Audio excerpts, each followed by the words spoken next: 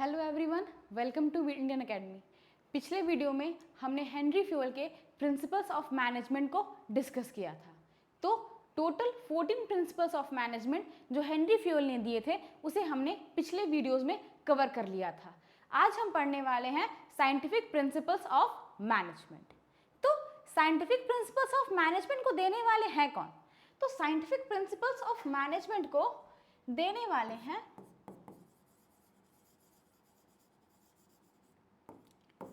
Frederick Winslow Taylor. Frederick Winslow Taylor ने principles of management को दिया जो कि साइंटिफिक प्रिंसिपल्स थे। टेलर का क्या मानना था?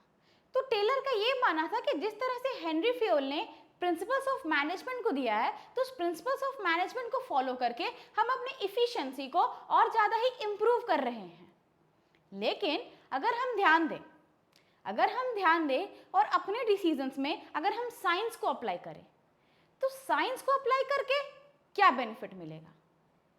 अगर हम देखें साइंस के एप्लीकेशन से कोई भी डिसीजन और एक बेटर डिसीजन बनता है। तो यहाँ पे हेनरी फ्यूल के प्रिंसिपल्स में उसके आने के बाद टेलर ने ये बोला कि ठीक है, हम क्या करेंगे, अब अपने मैनेजमेंट प्रिंसिपल्स में साइंस को अप्लाई करेंगे। अगर हम अपने मैनेजमेंट प्रिंसिपल्स में साइंस को अप्लाई करेंगे तो बेटर एफिशिएंसी लाएंगे, वर्कर से और बेटर काम करा सकते हैं। क्यों? क्योंकि साइंस और बेटर प्रैक्टिकल वे में डिसीजंस को लेता है। तो टेलर का ये मानना था कि साइंस अप्लाई करेंगे। तो साइंस को अप्लाई करने के लिए टेलर ने क्या करा? टेलर ने 4 प्रिंसिपल्स ऑफ साइंटिफिक मैनेजमेंट निकाले और कुछ ऐसी साइंटिफिक टेक्निक्स निकाली जिसको फॉलो करके आप साइंटिफिक वे में मैनेजमेंट को अप्लाई कर सकते हो। तो आइए देखते हैं कौन कौन से ऐसे प्रिंसिपल्स हैं जिसको टेलर ने दिया था। तो इसका सबसे पहला प्रिंसिपल बोलता है science not rule of thumb. ये बोलता है science not rule of thumb. इसका मतलब है कि रूल ऑफ थंब, यहां पे रूल ऑफ थंब का मतलब क्या है? रूल ऑफ थंब का मतलब है डिक्टेटरशिप। किसकी डिक्टेटरशिप? तो बोलता है मैनेजर की। ठीक है, ऑर्गेनाइजेशन के अंदर मैनेजर एक क्वालिफाइड इंडिविजुअल है, बट ऑर्गेनाइजेशन के अंदर अगर वो एक क्वालिफाइड इंडिविजुअल भी है फिर भी मैनेजर के मन में जो आता है सिर्फ वो डिसीजन तो वो नहीं ले सकता है। मैनेजमेंट के अंदर सिर्फ मैनेजर अपने मन के अकॉर्डिंग अगर डिसीजंस को लेगा तो हो सकता है कि वो डिसीजन रॉन्ग हो सकते हैं। फॉर एग्जाम्पल मानिए अगर कोई डिसीजन ऐसा है जो कि कंसल्ट करने लायक है लेकिन फिर भी मैनेजर को ये लगता है कि हम अपने अकॉर्डिंग उस डिसीजन को ले सकते हैं, तो मैनेजर क्या करेगा? उस डिसीजन को ले लेगा और अगर वो डिसीजन नेगेटिव रिजल्ट लेके आए तो फिर तो लॉस हो जाएगा। तो फिर बोला गया यहाँ पे क्या किया जाए? तो यहाँ पे बोला गया कि साइंस अप्लाई किया जाए। साइंस की एप्लीकेशन मतलब है कि किसी काम को करने के 100 तरीके हैं, तो एक काम करो ना, उस काम को करने के 100 तरीके 100 को लगा दो। अरे भाई 100 तरीके लगाओगे तो सही, लेकिन 100 तुम्हारे लिए सही नहीं होंगे। तो क्या करना चाहिए यहाँ पे हर एक टेक्निक को लगाकर ट्राई करो। कौन सी टेक्निक तुम्हें सबसे ज्यादा बेटर रिजल्ट देती है? जो टेक्निक तुम्हें सबसे बेटर रिजल्ट देगी उस टेक्निक से काम करा लेना। इस तरीके से बेटर वे में काम हो जाएगा। दूसरा, harmony not Discord. Harmony not Discord, ये प्रिंसिपल क्या बोलता है? तो बोलता है हार्मोनी नॉट डिस्कॉर्ड बोला जाता है कि ऑर्गेनाइजेशन के अंदर हमें पीस मेंटेन करके चलना चाहिए। पीस मेंटेन करना इन द सेंस कोऑपरेशन बिठाने से मतलब है ऑर्गेनाइजेशन के अंदर जो एम्प्लॉय है और जो एम्प्लॉयर है, इवन जो सुपीरियर है और सबऑर्डिनेट है, उनके बीच एक हेल्दी रिलेशनशिप मेंटेन रहना चाहिए। अगर उनके बीच एक हेल्दी रिलेशनशिप मेंटेन रहेगा तो वो और कोऑपरेशन के साथ काम कर पाएंगे ना, बेटर कोऑर्डिनेट कर पाएंगे और बेटर रिजल्ट दे पाएंगे। लेकिन अगर उनके मन में डाउट्स रह जाएंगे, उनके मन में कोई कंफ्यूजन क्रिएट हो जाएगा, तो फिर उस कंडीशन में वो तो किसी डाउट को एड्रेस नहीं कर पाएंगे, वो तो प्रॉब्लम को सॉल्व नहीं कर पाएंगे, कंफ्यूजन में रह जाएंगे, अपने प्रॉब्लम्स को सॉल्व नहीं करेंगे और कभी भी अपने गोल को अचीव नहीं कर पाएंगे। तो टेलर का मानना है कि हमेशा पीस को मेंटेन करने पे ध्यान देना चाहिए। आपको कंप्लीट मेंटल रेवोल्यूशन पे ध्यान देने के लिए टेलर ने कहा है यहाँ पे। हमारा जो तीसरा प्रिंसिपल है वो है principle of cooperation not individualism. तो principle of cooperation not individualism क्या बोलता है? ये बोलता है कि हमें हमेशा साथ में मिलकर काम करना चाहिए। याद है हमने जब हेनरी फ्योल के प्रिंसिपल्स को पढ़ा था तो उसमें 14 प्रिंसिपल क्या था? स्पिरिट डी कॉर्प्स, जिसमें क्या बात की गई थी? We should replace I with we, हमें आई को वी के साथ रिप्लेस करना चाहिए, हमें टीम स्पिरिट को प्रमोट करनी चाहिए। वैसे यहाँ भी अगर आप ऑर्गेनाइजेशन में काम कर रहे हो तो मैनेजमेंट क्या है? एक ग्रुप एक्टिविटी है। तो क्या हम बोल सकते हैं कि सिर्फ मैंने ही इस वर्क को परफॉर्म करा है? नहीं, हम ऐसा नहीं बोल सकते हैं कि सिर्फ मैंने इस वर्क को परफॉर्म करा है। अगर हम ये बोलेंगे कि हम सब ने, अगर मैनेजर ये बोलता है कि सिर्फ मैंने इस वर्क को नहीं करा है, हम सब ने इसको मिलकर करा है, तो क्या होगी? एम्प्लॉयज में एक फीलिंग ऑफ बिलोंगिंगनेस डेवलप होगी। अगर एम्प्लॉयज में एक फीलिंग ऑफ बिलोंगिंगनेस डेवलप होगी तो और बेटर वे में काम को परफॉर्म करेंगे, क्योंकि वो खुद को ऑर्गेनाइजेशन का एक पार्ट मान के चलेंगे। इसके बाद जो फोर्थ प्रिंसिपल है वो बोलता है development of each and every person to his greatest efficiency and prosperity. क्या बोला जाता है? Development of each and every person. बोलते जब किसी इंडिविजुअल को ऑर्गेनाइजेशन में आप ला रहे हो ना, तो लाते वक्त साइंस लगाओ। मतलब एक इंडिविजुअल को सिलेक्ट करने के लिए जो सबसे बेस्ट क्राइटेरिया है, आप पहले वो डिसाइड करो। फॉर एग्जाम्पल, एक मैनेजर को सिलेक्ट करने का क्राइटेरिया और एक पीयून को सिलेक्ट करने का क्राइटेरिया काफ़ी अलग होता है।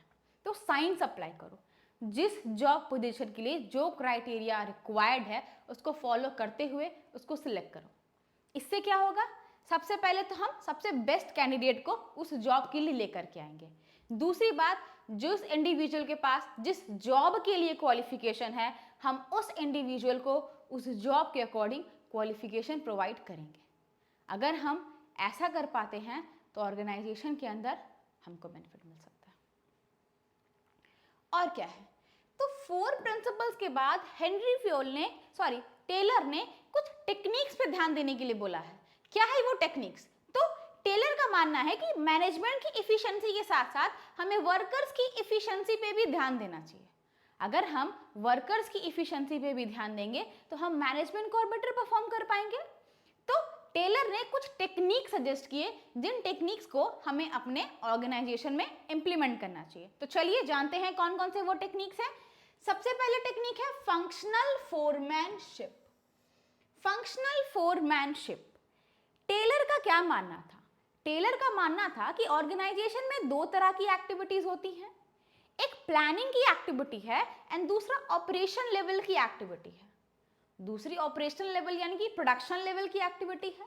अब प्लानिंग एक अलग एक्टिविटी है ना, आप देखो तो प्रोडक्शन एक अलग एक्टिविटी है। क्या दोनों को एक सिमिलर बॉस हैंडल कर सकता है?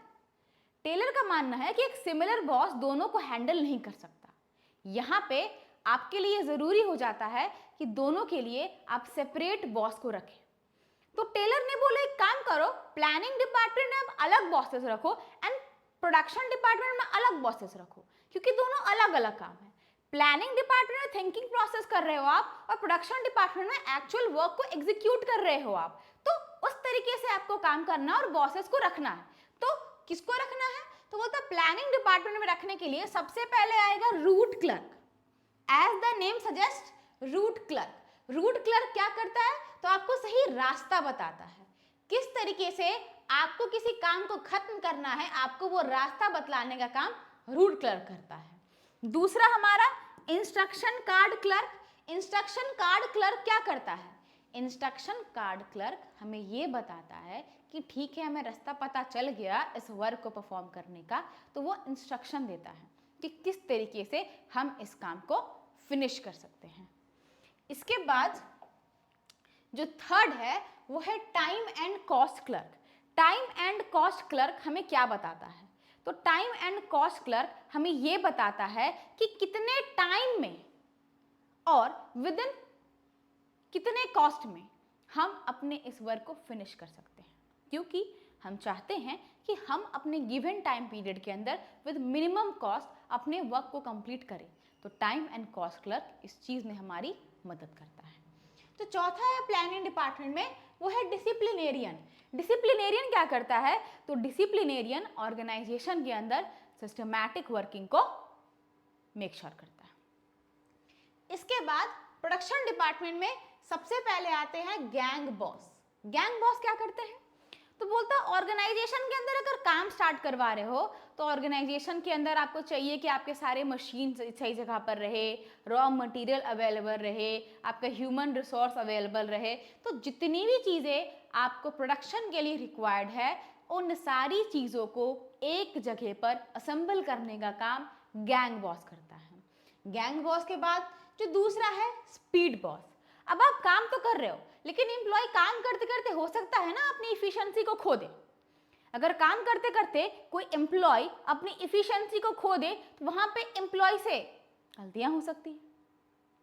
तो स्पीड बॉस क्या करता है? स्पीड बॉस एक मिनिमम स्पीड में मेक श्योर करता है कि काम इसी स्पीड में अकम्प्लिश हो। अगर काम इसी स्पीड में अकम्प्लिश होगा तो with in the given time period हम उस काम को कंप्लीट कर लेंगे। तीसरा है हमारा रिपेयर बॉस। रिपेयर बॉस क्या करता है?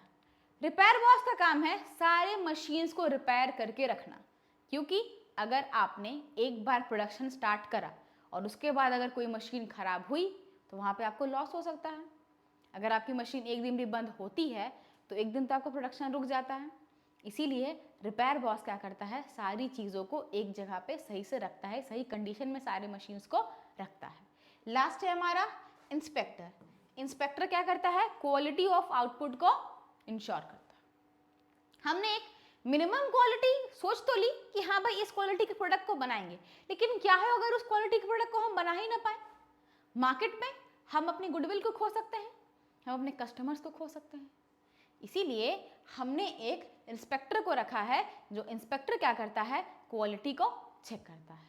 तो ये था फंक्शनल फोरमैनशिप। अब फंक्शनल फोरमैनशिप के अलावा भी हेनरी टेलर ने कुछ और टेक्निक्स दिए, जिसमें सेकंड नंबर पे है हमारा standardisation and simplification of work. Taylor का मानना है कि आपको अपने ऑर्गेनाइजेशन में एक स्टैंडर्ड मेंटेन करके चलना चाहिए।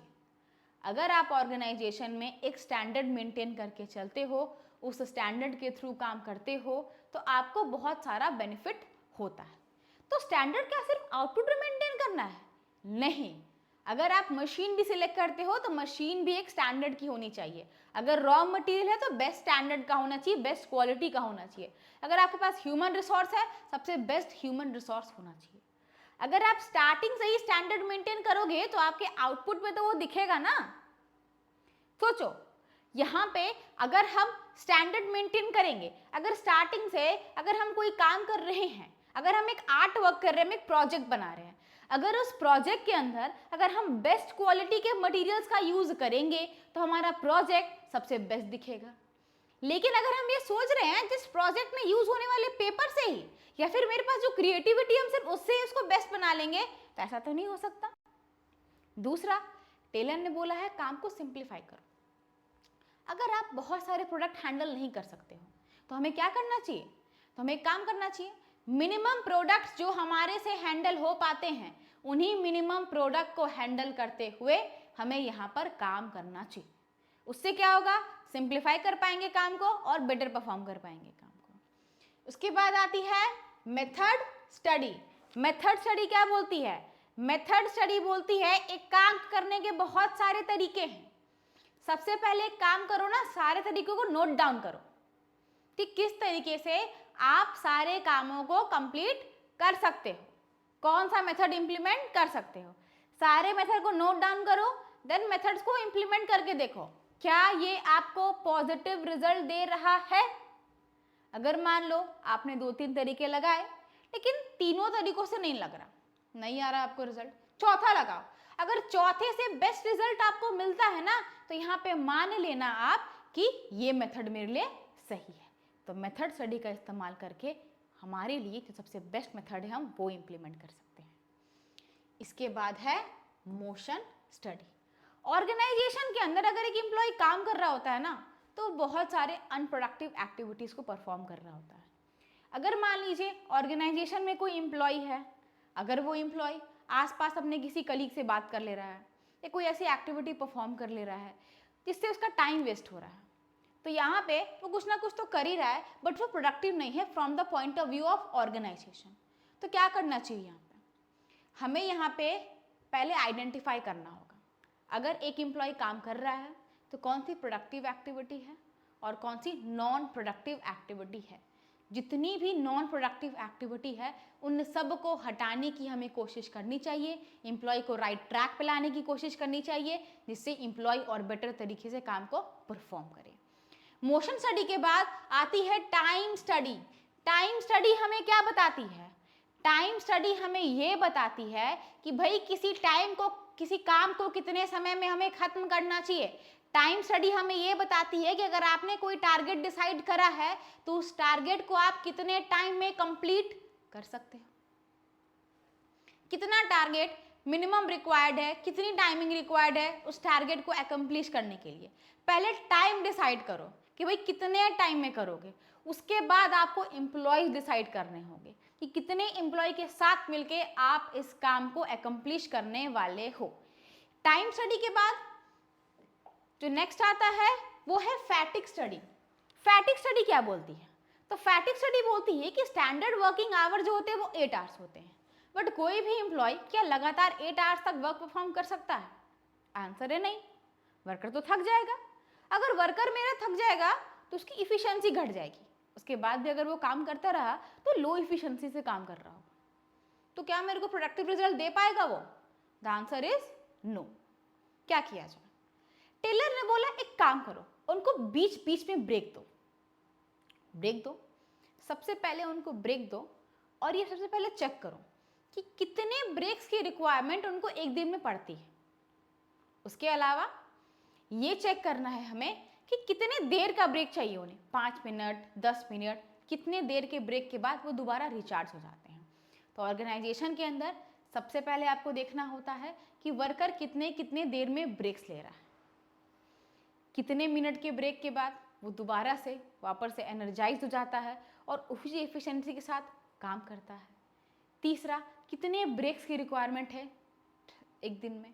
मान लीजिए वो हर 2 घंटे में ब्रेक ले रहा है और 5 मिनट का ब्रेक ले रहा है, यानी कि उसको हर 2-2 घंटे में ब्रेक चाहिए। हर 2-2 घंटे में 5 मिनट के ब्रेक से उसकी इफिशिएंसी लौट आती है और एक दिन में आपको टोटल 3 ब्रेक्स उसे देने हैं। इन 3 ब्रेक्स को देकर हम क्या करेंगे? वर्कर को और इफिशिएंट बना पाएंगे। इसके बाद है differential piece wage system. Differential piece wage system क्या है?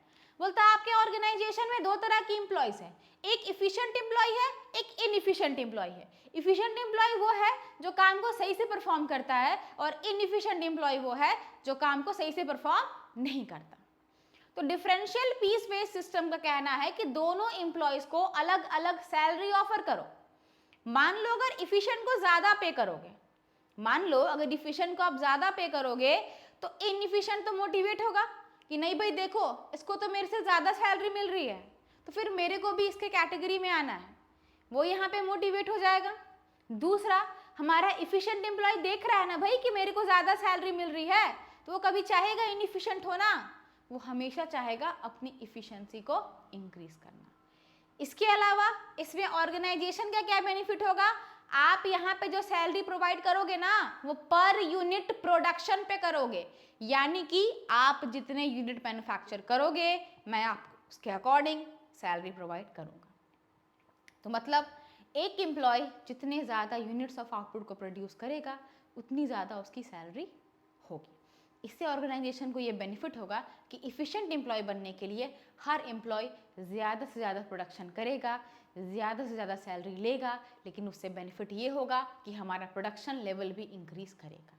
इसीलिए टेलर ने डिफरेंशियल पीस बेस सिस्टम को लाने की बात कही है, जिससे हम इनइफिशिएंट एम्प्लॉय को भी इफ़िशिएंट एम्प्लॉय बनाने के लिए एक तरीका अपना सकते हैं। लास्ट है मेंटल रेवोल्यूशन। इसके पहले हमने एक प्रिंसिपल पढ़ा था, principle of harmony not discord. तो principle of harmony not discord के अंदर हमारा ये मानना था कि हमें सब कुछ पीसफुली मेंटेन करना चाहिए, लड़ाई झगड़ा नहीं करना चाहिए। हमें एक कॉर्डियल रिलेशनशिप मेंटेन करके रखना चाहिए बिटवीन सुपीरियर एंड सबऑर्डिनेट। अगर हम ये कॉर्डियल रिलेशनशिप मेंटेन करके चलते हैं तो ऑर्गेनाइजेशन को इससे बेनिफिट मिलता है। जो सुपीरियर है वो सबऑर्डिनेट है। अगर उन दोनों के बीच में डाउट्स हैं, कन्फ्यूजन्स हैं, एक दूसरे को लेके कोई मनमुटाव है, कोई डिस्प्यूट्स है, तो एक काम करो ना, उन डिस्प्यूट को रिजॉल्व करो। कोई कन्फ्यूजन है सबऑर्डिनेट को सुपीरियर को लेके, तो एक काम करो ना, वो कन्फ्यूजन जाके पूछ लो, क्लैरिफाई कर लो अपने डाउट्स को। इससे क्या होगा ना, दोनों के मन में कोई डाउट्स नहीं रहेंगे। अगर आपके मन में कोई डाउट्स नहीं रहेंगे तो आप और बेटर परफॉर्म कर पाओगे, क्योंकि आप और बेटर वे में काम कर पाओगे। इसीलिए टेलर का मानना है कि कंप्लीट मेंटल रिवोल्यूशन होना चाहिए। मेंटली आप पूरी तरह से कोऑर्डिनेट करके काम करने चाहिए। अगर आप सही से काम करोगे, मेंटली प्रिपेयर होकर काम करोगे, तो आप ऑर्गेनाइजेशन के भी गोल को अचीव करोगे, उसके साथ साथ आपके पर्सनल गोल्स भी अचीव हो सकते हैं। तो ये थे कुछ टेक्निक्स जो कि FW टेलर ने हमें दिए थे।